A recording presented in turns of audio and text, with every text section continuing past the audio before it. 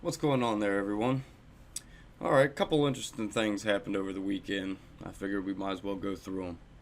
Exclusive poll: AOC defining Dems in swing states. That ain't good for them. Top Democrats are circulating a poll showing that one of the House's most progressive members, Representative Alexandria Ocasio-Cortez, has become a definitional face for the party with a crucial group of swing voters. Why it matters. These Democrats are sounding the alarm that swing voters know and dislike socialism. Good on them. Warning it could cost them the House and the presidency. The poll is making the rounds of some of the most influential Democrats in America. If all the voters hear about is AOC, it could put the House majority at risk, said a top Democrat who was involved in 2020 congressional races. She's getting all the news and defining everyone's races. Yeah, when that's y'all's fault. They propped her up. The poll, taken in May before Speaker Pelosi's latest run-in with AOC and the three other liberal House freshmen known as the Squad. The Squad. That's nice and authoritarian and fascistic. I like the sound of that for them. But liberal House freshmen, these are not liberals. These are crazy people. These are the new Justice Democrat progressives. They're insane people. Included 1,003 likely general election voters who are white and have 2 years or less of college education. These are the white non-college voters who embraced Donald Trump in 2016 but are needed by the Democrats in swing House districts. The group that took the poll shared the results with Axios on the condition that it not be named because the group has to work with all parts of the party. The findings: Ocasio-Cortez was recognized by 74% of voters in the poll. Only 22 had favorable view. That's still crazy that only 74% recognized her. I don't know how you don't know her. She's an idiot. And it surprises me also that there's 22% that had a favorable view of her. That's pretty radical to me. That's pretty radical. That's a decent amount of people that don't mind her. Representative Ilhan Omar of Minnesota, a member of the Squad, was recognized by 53% of the voters. 9%, not a typo, had a favorable view. That's hilarious. Socialism was viewed favorably by 18%. That's a little too high, America. Wake up. Have you ever read the Communist Manifesto or anything? Come on, read it and then see if you still agree with anything. Ugh. Of the voters, and unfavorably by 69%, which is good.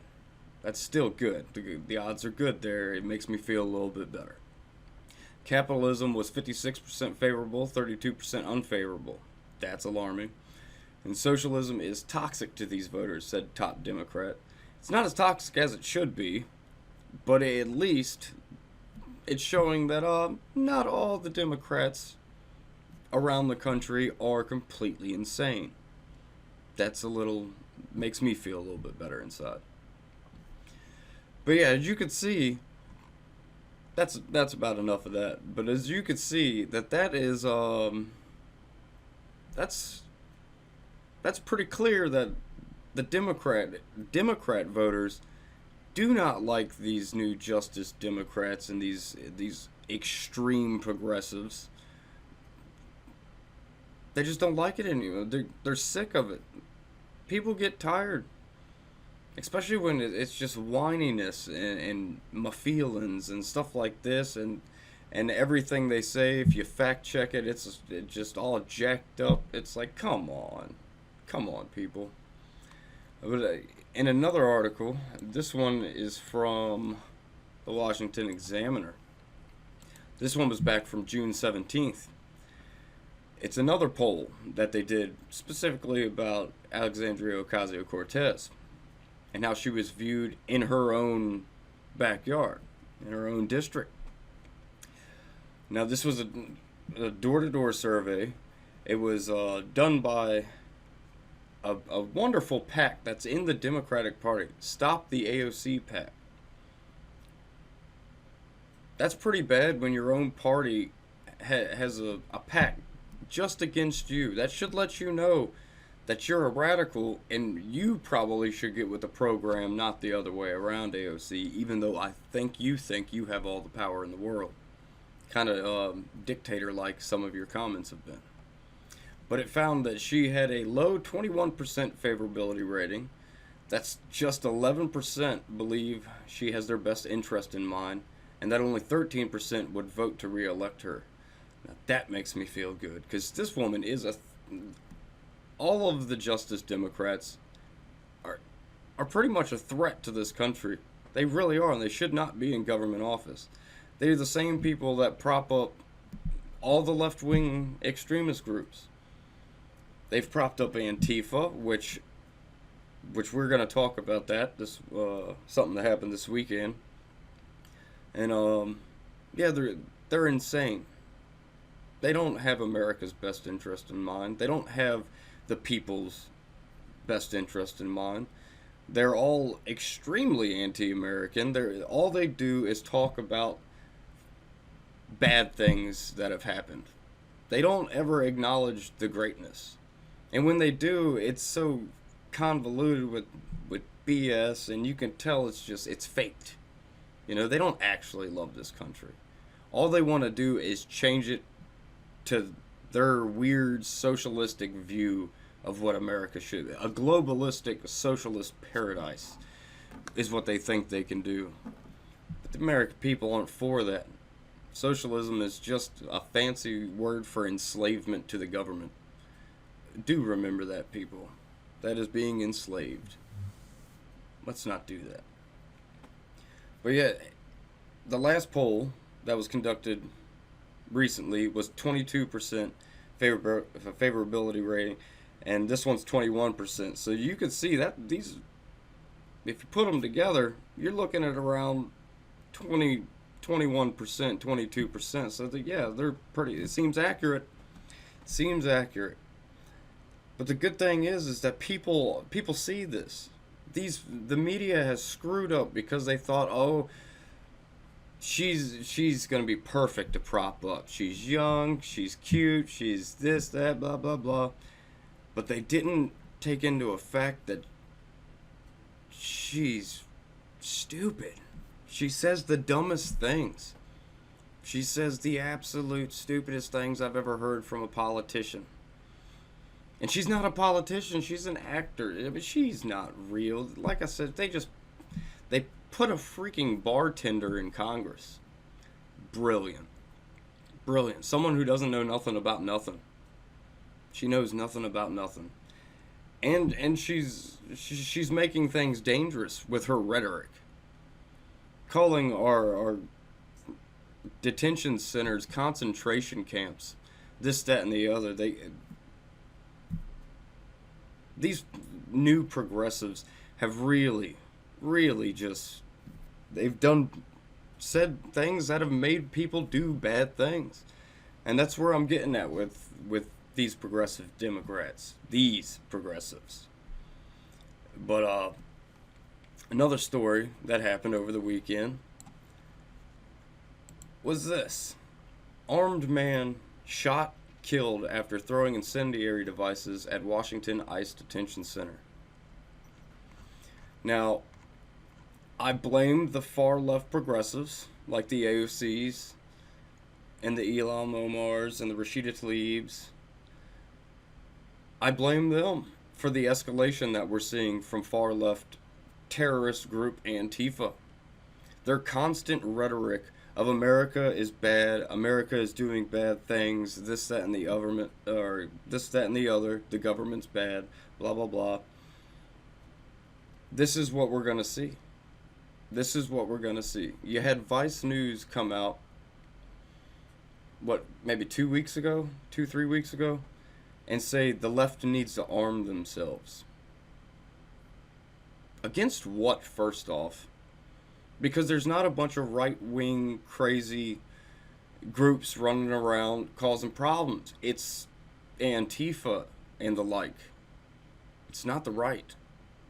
When people from the right go out, they're usually waving flags and just being super patriots, which is awesome. Yet Antifa and left-wing groups, protest groups, and activist groups that don't even know why they're there half the time, they're a bunch of paid shills, they attack them. So, come on. But this is what you get from the far-left progressives. Police in Washington state say an armed man was shot and killed early Saturday after trying to attack a local immigration and custom enforcement detention center. And why isn't this being reported? This should have been plastered all over the place. This is a serious incident. Yet, the only thing I saw on the big mainstream, like the big 3 or 4 mainstream, was Fox News talking about it. And they did a short little segment. Because all they were focused on was the Hurricane Barry, which turned out, thank goodness, not to be that big of a deal. But this should have been covered extensively.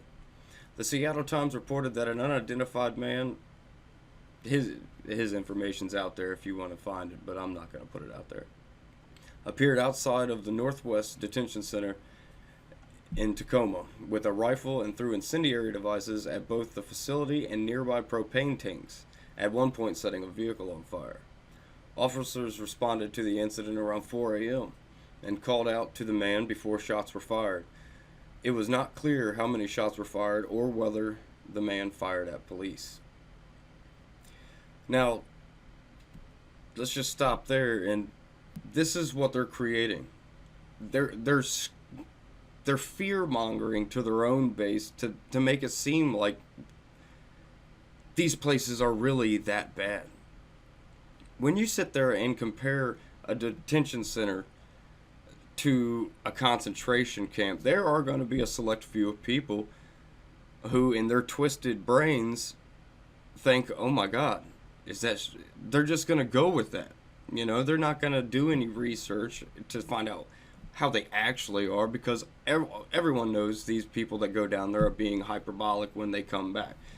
They're not speaking out of what they actually see. They're speaking out of what the leftist brain perceives, which these people, I'm not saying like your regular Democratic people, run-of-the-mill working guy that votes Democrat is thinking like these people. No, this is a whole different breed of leftists.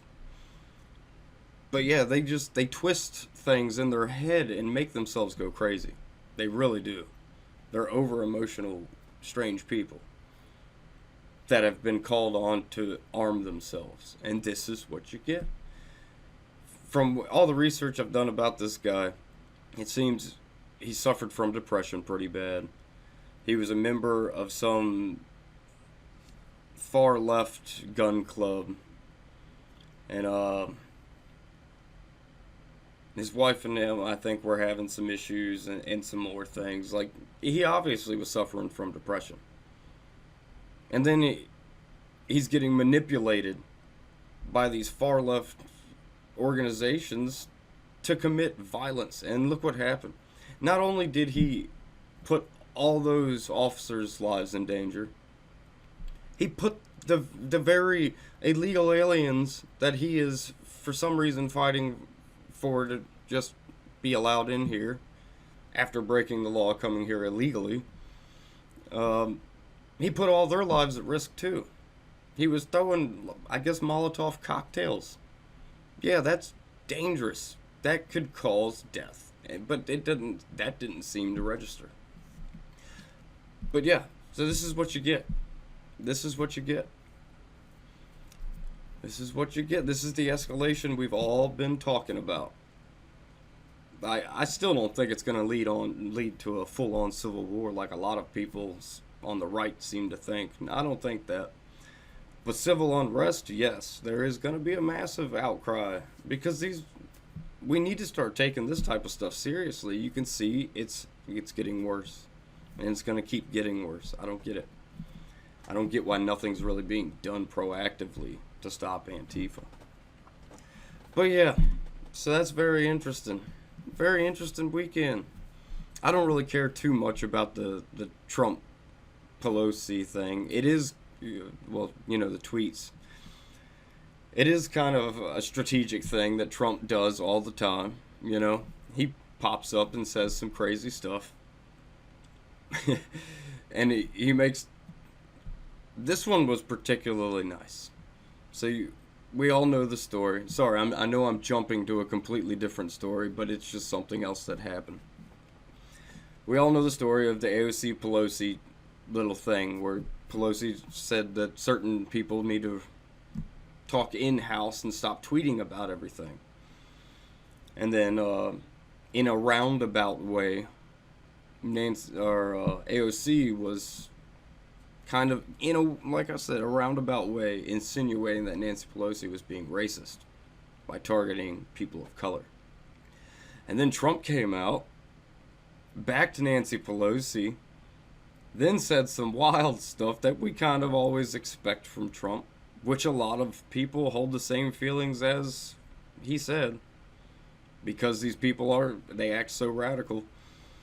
But then Nancy Pelosi, see, instead of distancing them, Nancy Pelosi and the regular moderate, so they say, the centrist Democrats are right here, and the progressive crazies are over here. Nancy Pelosi was doing the right thing. She was separating herself. But then Trump did those tweets and made her have to defend those people. So he brought them right back together. It was brilliant. He does this for the moderates. They have to be aligned with the far left too. It's brilliant. It's very smart. But he does say some wild stuff, but we've come to expect it, and I just don't care anymore because he gets something bigger out of those stupid comments. He always gets something. He always comes out the winner. It's strategic, and he knows what he's doing apparently. He's a businessman. He knows what he's doing. But yeah, those are just some of the things that happened over the weekend that I thought were pretty interesting, especially that Antifa situation. That's interesting that no one's talking about it. I've only seen it, like I said, on very limited sites and stuff. It's wild. And there was a lot of people actually taking up for it, which unfortunately didn't come to a surprise. No surprise. But yeah. As always, like, share, and subscribe. I will catch y'all on the flip side.